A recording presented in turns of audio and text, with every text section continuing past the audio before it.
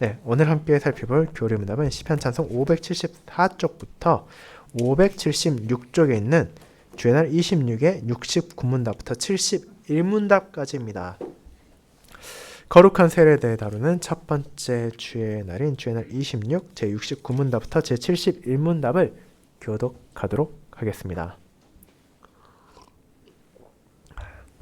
하이델베르 교리 문답 주애날 26 제69문 십자가 위에서 그리스도의 단번의 희생제사가 당신에게 은총이 되는 것을 거룩한 세례는 어떻게 표하고 인칩니까? 이 방식으로 이 외적 씻음의 의식을 제정하신 그리스도께서는 이 의식으로 마치 물이 몸에서 먼지를 씻어내는 것과 같이 그렇게 확실히 그리스도의 피와 성령이 내 영혼의 불결함 곧 내 모든 죄악을 반드시 씻어버릴 것이다 라는 약속을 주셨습니다. 제70문 그리스도의 피와 성령으로 씻김받는다는 것은 무슨 의미입니까? 그리스도의 피로 씻김받는다는 것은 은혜로 말미암아 십자가 위에서 그리스도의 희생제사로 우리를 위해 부어주신 그분의 피 때문에 하나님께 죄사함을 받는다는 것을 의미합니다. 또한 그분의 성령으로 씻김받는다는 것은 성령에 의해 새롭게 되며 그리스도의 지체가 되기 위해 거룩하게 되고 그래서 우리가 점점 더 죄에 대해서 죽고 거룩하고 흠없는 삶으로 이끌림 받는다는 것을 의미합니다. 제71문 그리스도께서는 세례의 물로 우리가 씻김받는 것 같이 확실히 그분의 피와 영으로 우리를 씻으실 것을 어디에서 약속하셨습니까? 세례의 제정에서입니다. 그리스도께서는 거기에서 그러므로 너희는 가서 모든 족속으로 제자를 삼아 아버지와 아들과 성령의 이름으로 세례를 주라. 믿고 세례를 받는 사람은 구원을 얻을 것이요 믿지 않는 사람은 정죄를 받으리라 라고 말씀하셨습니다. 이 약속은 성경이 세례를 중생의 씻음과 죄의 씻어버림이라고 언급한 데서 반복됩니다. 네, 교리문답 요약하는 하나님의 말씀을 읽는 설교로 봉사한 후에는 찬송 1장으로 우리의 신앙을 함께 고백하고 찬송 48장 3의 3비절을 함께 부르도록 하겠습니다. 오늘 오후도 호주 자유교육교회 더크파피 목사님의 설교를 읽는 설교로 봉사하도록 하겠습니다. 우리 주 예수 그리스도 안에 있는 형제 자매님들, 우리는 안전에 매우 민감한 사회에 살고 있습니다. 아이가 태어나기 전부터 의사나 조산사는 모든 것이 잘 진행되고 있는지를 확인하기 위해 몇 차례나 초음파 검사를 합니다. 그리고 그 아이가 태어난 후에도 의사들은 단지 아이의 상태만 확인하는 데 그치지 않고 부모가 아이를 집으로 데려가기 위해 가져온 카시트까지 점검합니다. 아이는 안전벨트에 단단히 묶여 차에 앉아 집으로 돌아가고 그 차 역시 안전을 보장하기 위해 엄청난 시험을 거친 차량이며 제한 속도가 있는 도로를 달립니다. 시간이 지나면서 우리는 볼거리, 홍역, 풍진과 같은 질병들 그리고 그 밖의 여러 질병으로부터 보호받기 위해 예방접종도 받습니다. 그뿐 아니라 건설, 운송, 의료, 식품, 농업, 치안, 여가활동 등 거의 모든 산업 분야에는 건강과 안전에 관한 방대한 규제가 존재합니다. 그리고 몇 해 전에 있었던 정부의 코로나 대응 역시 사람들을 안전하게 지키기 위한 시도였습니다. 때로는 이런 규정들을 볼 때 너무 과한 간섭처럼 보이기도 합니다. 그럼에도 불구하고 많은 사람들이 밀접하게 살아가고 있고 그 중에는 상당히 부주의하고 타인을 배려하지 않는 사람도 많기 때문에 이런 규제들이 어느 정도는 필요해 보이기도 합니다. 그런데 가장 두드러지는 사실은 이것입니다. 사람들은 많은 영역에서 극도로 안전을 중시하면서도 정작 가장 중요한 영역에서는 매우 느슨하다는 것입니다. 마가복음 7장에서 우리 주 예수님께서는 우리가 반드시 안전을 추구해야 할 가장 중요한 영역이 무엇인지를 가르쳐 주셨습니다. 예수님은 서기관들과 바리새인들이 만드는 수많은 인간적 전통들을 비판하셨습니다. 예를 들어 그들은 손을 씻지 않고 음식을 먹으면 그 사람이 부정해진다고 말했습니다. 이에 대해 예수님은 이렇게 말하셨습니다. 사람을 정말로 부정하게 만드는 것은 그 안으로 들어가는 것이 아니라 그 안에 있는 것이 밖으로 나오는 것이라고 말입니다. 마가복음 7장 21절은 이렇게 말합니다. 속에서 곧 사람의 마음에서 나오는 것은 악한 생각, 곧 음란과 도둑질과 살인과 간음과 탐욕과 악독과 속임과 음탕과 질투와 비방과 교만과 우매함이니 이 모든 것이 다 속에서 나와서 사람을 더럽게 하느니라. 우리가 정말로 안전하게 살고자 한다면 가장 중요한 것은 우리 자신의 마음을 지키는 것입니다. 그 마음을 지키지 않으면 여러분의 영원한 안전과 복지가 위험에 처하게 됩니다. 여러분 영원토록 지옥에서 보내게 될 수 있습니다. 그리고 그것은 극도로 안전하지 않은 상태이며 세상에서 가장 위험한 장소입니다. 우리가 모두 직면한 가장 큰 위험은 우리가 죄 가운데 잉태되어 죄 가운데 태어났다는 사실입니다. 우리는 본성적으로 악을 행하는 사람들입니다. 우리 마음에서 온갖 악한 생각들이 나오는 것은 사실 자연스러운 일입니다. 하지만 이것들은 동시에 매우 위험한데 결국 우리를 하나님의 심판 아래 두기 때문입니다. 바로 이러한 맥락에서 주님께서는 세례라는 놀랍도록 풍성한 선물을 우리에게 주십니다. 아기가 태어날 때 그 아기 역시 죄인입니다. 우리 눈으로 보았을 때 그 아기는 매우 귀엽고 정말로 사랑스럽습니다. 하지만 그 아기 역시 실제로는 자기중심적입니다. 원하는 만큼의 젖을 얻지 못하거나 기저귀가 갈아지지 않거나 안아주지 않으면 울고 소리 지르기 십상입니다.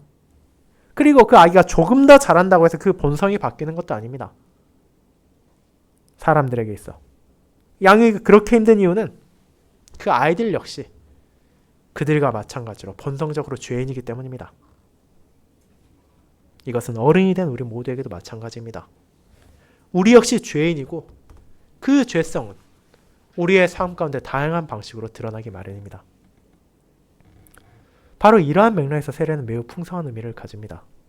세례의 물을 통하여 하나님께서는 그리스도의 피로 여러분의 모든 죄를 깨끗이 씻어주시겠다고 약속하십니다.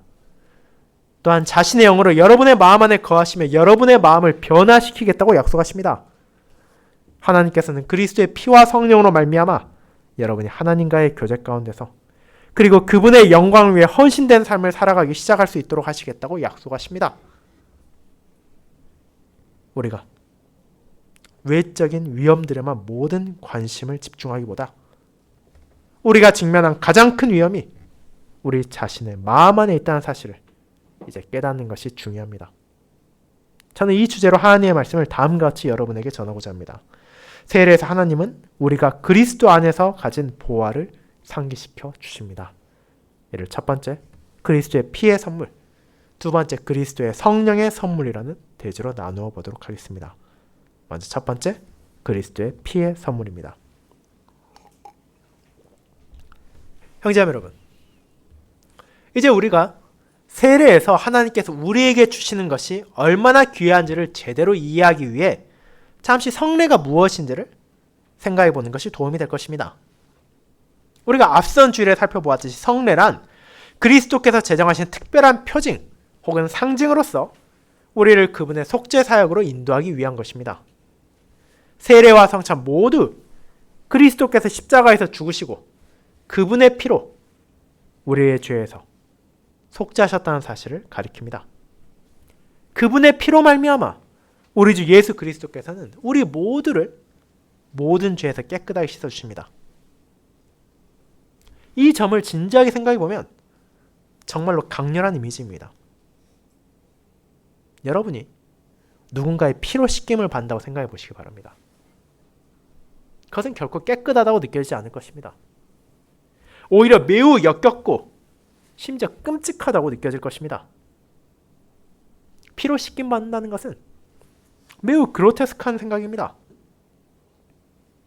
감사히도 세례에서 실제로 그런 일이 물리적으로 일어나는 것은 아닙니다. 세례를 받을 때 우리는 물로 씻김을 받습니다. 목사는 물을 뿌립니다. 그 물은 세례에 매우 적합한데 그것은 물이 정결케 함을 나타내는 가장 적절한 상징이기 때문입니다. 그리고 요점은 이것입니다. 마치 물이 우리를 깨끗하게 씻어주는 것처럼 그리스도께서 우리를 깨끗하게 하신다는 것입니다. 그런데 우리는 물로 씻김을 받는다는 그 상징 뒤에 있는 실제를 바르게 이해합니다. 실제로 우리는 물이 아니라 그리스도의 피로 씻김을 받습니다. 그리스도께서는 십자가에서 희생 가운데 자신의 피를 흘리셨습니다. 그분의 피로 말미암아 그분께서는 우리의 모든 죄에 대한 값을 치르셨습니다. 그것이 하나님께서 정하신 방식이기 때문입니다. 죄를 지으면 그 죄에 대한 값을 치러야 합니다. 그리고 하나님께서는 자신의 백성에게 그 값을 치를 수 있는 유일한 방식은 피를 흘리는 것이라고 가르치셨습니다. 그분께서 모든 사람의 첫 조상 아담에게 내가 죄를 지으면 죽으리라고 말씀하셨습니다. 그렇기 때문에 구약에서 많은 제사 의식에는 실제로 피 흘림이 포함되어 있었습니다. 레위기 8장은 아론과 그의 아들들이 성막에서 제사장으로 섬기도록 위임될 때 그 의식의 일부로 짐승을 죽이고 그 피를 아론과 그가 성전에서 섬길 때 입을 거룩한 옷에 뿌렸다고 말해줍니다. 레위기 16장은 아론이 해마다 한번 성막에 들어가서 백성을 위하여 속죄할 때 먼저 염소 한 마리를 잡아 그 피를 제단에 뿌렸다고 전합니다. 하나님께서는 아브라함에게 언약 안에서 아들이 태어나면 여드레 만에 할례를 행하라고 명하셨는데 이건 역시 작지만 소량의 피를 흘리는 일이었습니다. 이스라엘 백성들이 유월절을 지킬 때에도 그 의식의 일부에는 어린 양을 잡아 그 피를 문설주에 바르는 것이 포함되어 있습니다. 이스라엘 백성이 하나님의 성전에서 하나님을 예배하러 나아갈 때 그들의 예배는 항상 속죄제나 속건제가 포함되었고 그 피를 사용하여 죄의 사함을 바라보았습니다.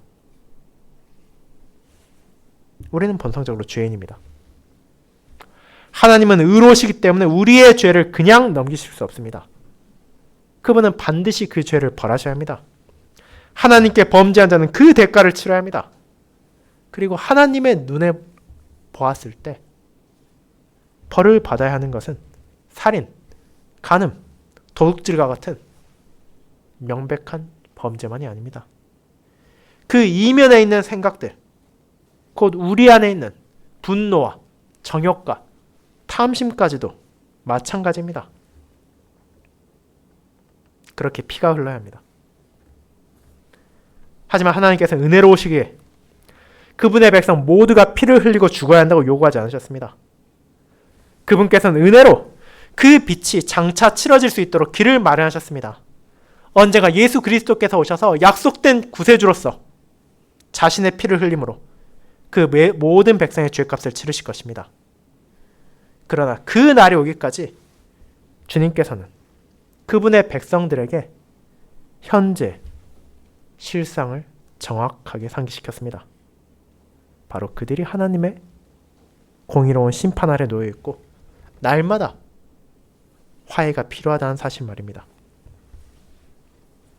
그렇게 여러분이 그 당시 이스라엘 백성으로 산다는 것이 어떤 것이었을지 상상해 보시길 바랍니다. 그들의 일상의 삶은 짐승을 죽이고 피를 흘리는 의식들로 가득 차 있었습니다. 그리고 그 절정은 성전이었습니다.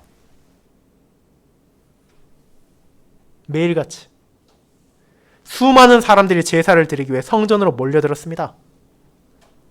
가난한 사람들은 비둘기 몇 마리와 같은 작은 재물들을 가져왔고 또 다른 사람들은 자신들의 재력에 따라 양을 가져오기도 하고 염소를 가져오기도 소를 가져오기도 했습니다. 그 짐승들이 제단에서 도살되었습니다. 하지만 그 전에 제사장은 반드시 그 짐승들의 피를 빼내야 했습니다. 예루살렘에선 매일같이 수천 리터의 피가 흘러내렸습니다. 거기에서 흘려지는 피가 너무나 많았기 때문에 성전에는 특별히 그 제단에서 흘러나오는 물과 피를 흘려보내기 위한 수로가 만들어졌을 정도입니다. 예루살렘은 산 위에 세워진 도시였고 이 수로들은 그 물과 피를 도시 바깥에 기드론 골짜기로 흘려보내기 위해 만들어졌습니다. 말 그대로 여러분이 예루살렘 성전 바깥에서 그 수로를 보고 있으면 매일같이 피의 강이 흘러내리는 것을 보게 됩니다. 이것은 우리가 상상하기 힘든 일입니다. 만약 이것을 본 모든 사람들은 정말로 강렬하고 잊지 못할 시간을 가지게 될 것입니다. 그리고 그것이 바로 성전에 오는 모든 사람들에게 일어난 일이었습니다. 그들은 마음속 깊이 생각했을 것입니다. 어째서 이렇게 많은 피가 흘러야만 하고 이토록 수많은 짐승들이 죽어야 하는지, 왜 이렇게 많은 피가 흘러져야 할 필요가 있을지를 떠올린 것입니다. 그것이 바로 하나님의 의도였습니다. 하나님께서는 어떤 방식으로든지 그들이 반드시 갚아야 할 빚이 남아있다는 사실을 그분의 백성들이 깨닫기를 원하셨습니다. 하지만 이제 우리 주 예수 그리스도께서 이 땅에 오셨을 때 그 모든 것이 바뀌었습니다. 이제 그분께서 우리의 죄를 단번에 완전히 갚으셨습니다. 그분께서는 십자가에서 자신의 피가 흘려지도록 허락하셨습니다. 사람들은 그분의 머리에 가시관을 씌웠고 그분의 손과 발에 못을 박았으며 그분의 옆구리에 창을 찔렀습니다. 그분의 몸에서 피가 쏟아져 나왔습니다. 그리고 하나님의 저주가 그 위에 임했습니다. 특별히 3시간의 어둠 동안 우리의 모든 죄에 대한 하나님의 공의로운 진노가 우리 주 예수 그리스도 위에 쏟아졌습니다. 그렇게 그리스도께서는 자신의 피의 희생제사를 통해 우리의 모든 죄값을 치르셨습니다. 그런 그리스도의 피가 우리를 깨끗하게 씻습니다. 이것이 요한계시록 7장 14절에 사용된 표현입니다. 요한계시록 7장에서 사도 요한은 하나님의 보좌 주위에 서서 그리스도의 구원 사역을 찬양하는 셀 수 없을 만큼 많은 무리의 사람들을 봅니다. 그들 모두가 흰옷을 입고 있습니다. 장로 중 하나가 요한에게 물었습니다. 이 흰옷을 입은 자들은 누구이며 또 어디서 왔느냐? 그에 대해 요한은 내 주여 당신이 아시나이다 라고 대답합니다. 그러자 장로가 답합니다. 이는 큰 환란에서 나오는 자들인데 어린 양의 피에 그 옷을 씻어 희게 하였느니라 그 말입니다. 어린 양의 피에 씻김을 받음으로 모든 죄책이 제거되고 그들이 순백하게 되는 것입니다. 그와 같은 일이 포로기 후 대제사장으로 섬겼던 여호수아에게도 일어났습니다. 스가랴 3장에서 우리는 사탄이 대제사장 여호수아의 모든 죄를 들어 그를 고발하는 장면을 봅니다. 하지만 하나님께서 사탄을 책망하시고 여호수아 곁에 서 있던 천사에게 그의 더러운 옷을 벗기고 정결한 예복을 입히라고 명하십니다. 여호수아는 깨끗한 옷을 입게 되었는데 이 옷은 그의 모든 죄가 씻김 받았다는 것을 가리키고 있었습니다. 이제 그리스도께서 오셔서 죄에 대한 최종적인 희생을 드리셨기에 이제 우리가 더 이상 피를 흘릴 필요는 없습니다. 물론 유대인들은 이 사실을 즉시 깨닫지는 못했습니다. 그들은 그 이후로도 약 40년 동안 계속해서 성전에서 짐승을 제물로 드렸습니다. 하지만 주 70년에 주님께서는 로마 군대를 보내셔서 성전을 파괴하셨고 그로써 이 피 흘림은 끝이 났습니다. 이제 더 이상 제단에서 피가 흘려질 필요가 없습니다. 죄에 대한 궁극적인 대가가 이미 지불되었기 때문입니다. 그리고 이 사실을 우리에게 깊이 새기기 위하여 우리 주 예수 그리스도께서는 구약의 할례를 대신하여 세례를 제정하셨습니다. 더 이상 하나님의 백성들이 그들의 어린 자녀의 피를 흘리게 하지 않으시고 그리스도께서는 성부와 성자와 성령의 이름으로 그들에게 세례를 베풀라고 명하셨습니다. 그렇게 물로 씻김 받는다는 것은 그리스도의 피로 우리의 모든 죄가 씻겨진다는 것을 상징합니다. 이제 여러분은 세례의 의미를 이해하십니까? 세례에서 하나님께서 여러분의 모든 죄를 씻어주십니다. 만일 여러분이 유아시기에 세례를 받았다면 그 당시에는 그 의미를 의식하지 못했을 것입니다. 하지만 성인으로 세례를 받았다면 그것은 실로 충격적일 만큼 놀라운 의식입니다. 하나님께서 여러분의 모든 죄를 씻어주신다는 것이기 때문입니다. 만일 여러분이 이전에 불신자로 살아왔다면 여러분의 삶 뒤에는 죄의 흔적들이 길게 따라붙어 있었을 것입니다. 우상 숭배, 중독, 불순종, 갈등, 다툼, 시기, 폭력, 간음, 도둑질, 교만, 이기심 등 우리가 헤아리기도 힘들 정도의 많은 것들이 있을 것입니다.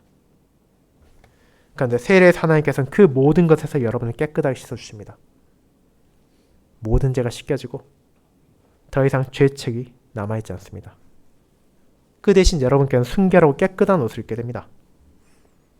그리고 우리 아버지 하나님께서는 세례의 물이라는 이미지를 또 다른 방식으로 사용하셔서 우리를 향한 그분의 사랑을 말씀 가운데 상기시켜 주십니다.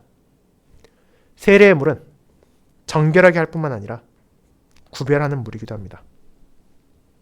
베드로는 3장 21절은 노아 시대에 8사람이 물을 통하여 구원을 받았음을 우리에게 떠올리게 합니다. 하나님께서는 홍수의 물을 사용하셔서 한 의로운 사람과 그의 가족을 온 세상의 모든 악한 사람들과 구별하셨습니다. 그리고 베드로는 이 홍수의 물이 바로 세례에 해당하고 그것이 이제 우리를 구원한다고 말합니다. 몇 주 전 우리는 한 아이의 세례를 지켜볼 수 있었습니다. 물을 통하여 하나님께서는 그 아이를 세상의 다른 모든 사람들과 구별하셨습니다. 세례는 우리의 방주입니다.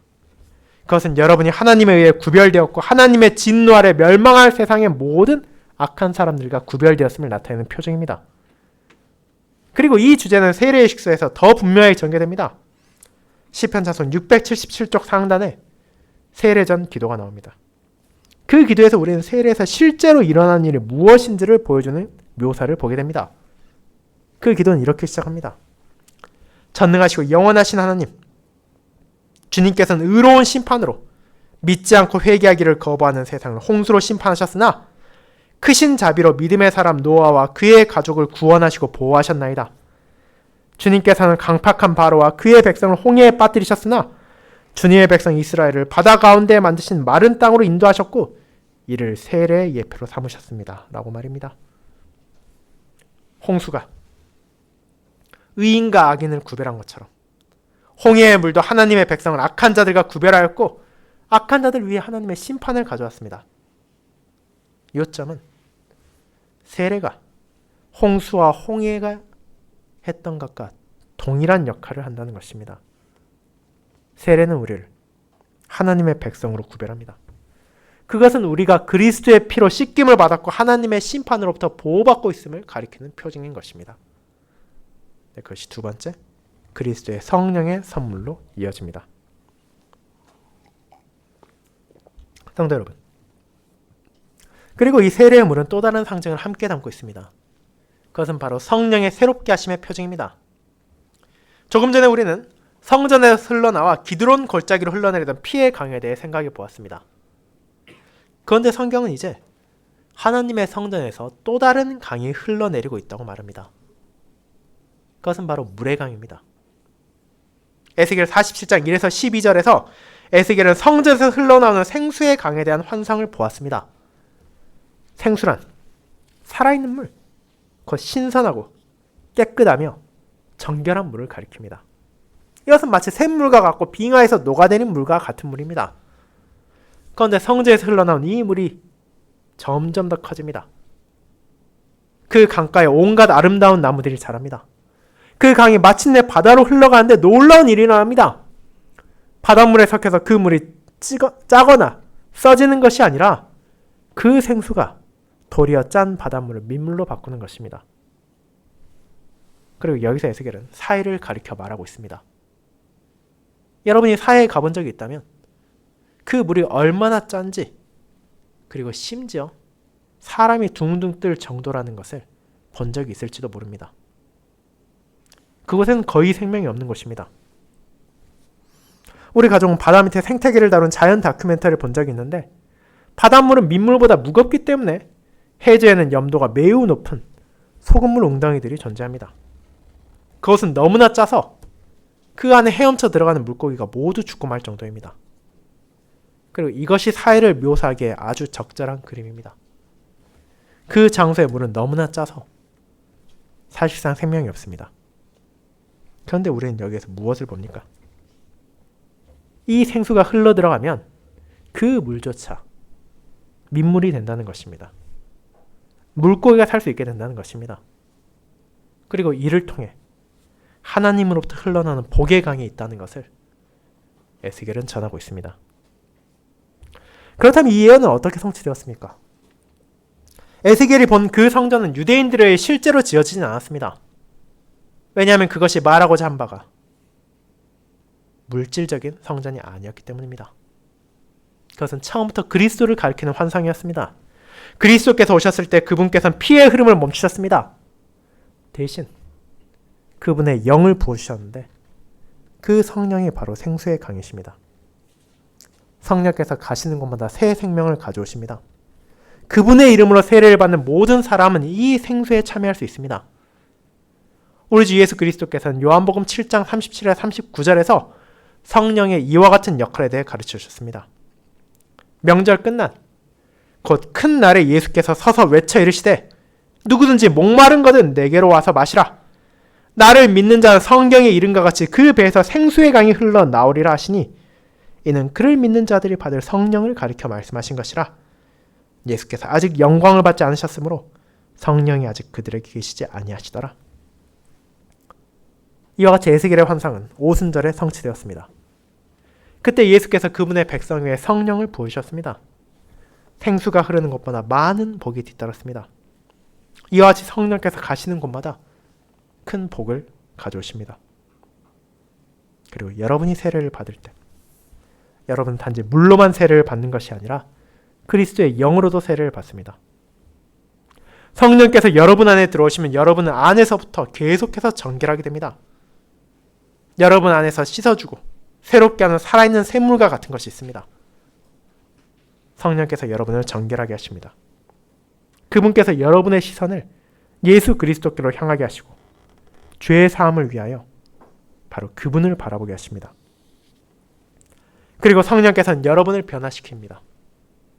그리스도의 영이 여러분 안에 거하시면 그분께서는 여러분을 하나님에 대하여 살아있게 하십니다. 여러분은 하나님께서 여러분을 위하여 행하신 일들을 이해하게 되고 그분을 사랑하는 마음으로 죄를 떠나 의를 행하게 됩니다. 이것이 바로 로마서 6장이 말하는 핵심입니다. 앞서 읽은 로마서 6장 3절에서 바울은 이렇게 말합니다. 무릇 그리스도 예수와 합하여 세례를 받은 우리는 그의 죽으심과 합하여 세례를 받은 줄을 알지 못하느냐? 이어서 그는 그러므로 우리가 그의 죽으심과 합하여 세례를 받음으로 그와 함께 장사되었나니 이는 아버지의 영광으로 말미암아 그리스도를 죽은 자 가운데 살리신과 같이 우리로 또한 새 생명 가운데서 행하게 하려 함이라 라고 설명합니다. 바울이 말하고자 하는 것은 세례를 받은 자들은 그리스도의 죽음과 부활에 참여한다는 것입니다. 육체적으로가 아니라 옛 사람이 십자가에 못 박히고 새 사람이 살아난다는 것입니다. 세례를 받는다는 것은 여러분의 죄된 본성이 죽임당하고 새로운 본성이 살아난다는 것을 의미합니다. 이제 성령께서 여러분 안에 거하시면 여러분은 새 사람을 만드십니다. 바울이 6절에서 말하듯이 여러분 이제 더 이상 죄의 종이 아니게 된 것입니다.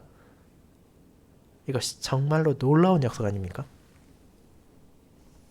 때로는 죄가 우리 삶 가운데 너무나 강력한 힘처럼 느껴지기도 합니다. 우리는 같은 죄에 반복해서 계속해서 끌려 들어갈 때도 있습니다. 그러다 보면 어느 순간 마음 깊은 곳에서 이런 질문이 생길 수 있습니다. 내가 지금 어디에 서 있는가? 내가 정말로 주님의 자녀인가? 내가 하나님께서 더 이상 용서하실 수 없을 만큼 너무 많은 죄를 지은 것은 아닌가? 만약 여러분이 이런 자리에 서게 될 때가 있다면 여러분은 자신의 세례를 기억해야 합니다. 하나님께서 세례를 통하여 성령으로 여러분을 새롭게 하시겠다고 약속하셨습니다. 주님께서는 여러분을 용서하실 수 있으며 여러분의 마음에 변화를 일으키는 일을 친히 주도하실 것입니다. 하나님께서는 여러분에게 자신의 영을 주셔서 죄가 여러분의 삶을 지배하지 못하게 하실 것입니다. 하나님께서는 분명히 말씀하십니다. 너의 주인은 이제 죄가 아니라고. 세례에서 너희의 삶 가운데 영적인 성장과 성숙이 이루어질 거라는 약속이 주어졌다고 말입니다. 세례를 통하여 우리는 그리스도의 영께서 우리를 새롭게 하셔서 구속받은 삶을 살게 하실 것을 확증받습니다. 그런데 이 말은 우리가 이 땅에서 완전해진다거나 언젠가는 더 이상 죄에 빠지지 않게 될 정도로 강인해진다는 것이 아닙니다. 세례는 우리의 죄된 연약함을 제거해 주는 것이 아니기 때문입니다. 우리는 여전히 옛 본성의 죄들과 싸워야 할 것입니다. 또한 새롭게 맞닥뜨리게 되는 죄들과도 싸워야 할 것입니다. 그러나 바로 이 맥락에서 우리는 세례의 약속이 평생의 약속이라는 사실을 기억해야 합니다. 하나님께서는 우리가 이 싸움을 하는 동안 결코 그리스도께서 우리를 버리지 않으실 것을 확증해 주십니다. 이제 여러분은 세례의 복을 이해하고 있습니까? 여러분은 그리스도께서 여러분의 모든 죄를 씻어주셨고 하나님의 영께서 여러분 안에 거하신다는 사실을 기억하고 확신하도록 세례를 받는 것입니다. 죄와의 싸움에서 우리 중 누구도 결코 혼자가 아닙니다. 주님께서 은혜로 여러분을 구원하십니다. 그분께서 여러분의 모든 죄를 깨끗이 씻어주십니다. 또한 하나님의 성령께서 여러분을 새롭게 하셔서 여러분이 죄를 미워하고 참으로 선하고 의로운 것을 기뻐하게 하시겠다고 약속하셨습니다. 여러분이 시편을 읽어보면 하나님과의 교제 안에서 풍성한 삶을 누리는 것을 기뻐하는 사람들이 많이 등장하는 것을 알게 됩니다. 주님께서는 자신의 영의 역사를 통하여 그분의 백성들의 마음 가운데 큰 기쁨과 평안과 만족을 경험하게 하십니다. 바울과 같은 사람, 신선 모독자이고 폭력적이며 난폭했던 사람이 주님과 그분의 백성을 깊이 사랑하며 다른 이들의 유익을 위하여 자신의 삶을 헌신하는 사람을 변해낼 수 있었다면 주님께서는 저와 여러분도 능히 변화시킬 수 있으십니다. 그러면 여러분의 세례를 기억하십시오. 그리고 예수 그리스도를 위하여 예수 그리스도의 공로로 말미암아 하나님께서 이 과정을 여러분의 삶 속에서 이루어 가신다는 것을 신뢰하십시오. 아멘.